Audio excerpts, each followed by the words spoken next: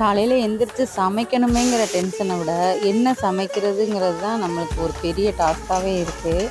நான் நைட்டு ஒரு பிளான் போட்டேன்னா காலையில் ஒரு பிளான் ஆயிடுது. நான் போட்ட பிளான் இன்றைக்கி என்ன அப்படின்னா, கடலைப்பருப்பு அப்பளம் போட்டு கூட்டு வச்சு ரசம் வைக்கலான்னு பிளான் போட்டேன்.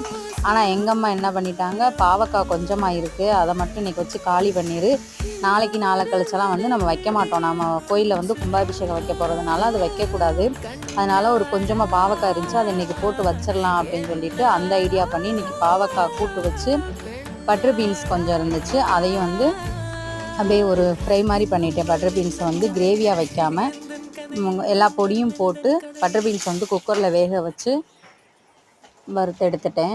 நல்லா இருந்துச்சு. பாவக்காய் கூட்டை விட எனக்கு அந்த பட்டர் பீன்ஸு அந்த பொரியல் எனக்கு ரொம்ப பிடிச்சிருந்துச்சு. ரொம்ப சிம்பிளாகவும் இருந்துச்சு, வேலை ஈஸியாக முடிஞ்சிருச்சு. உங்கள் வீட்டிலலாம் இன்றைக்கி என்ன சாப்பாடுன்னு சொல்லி கமெண்ட் பண்ணுங்கள்.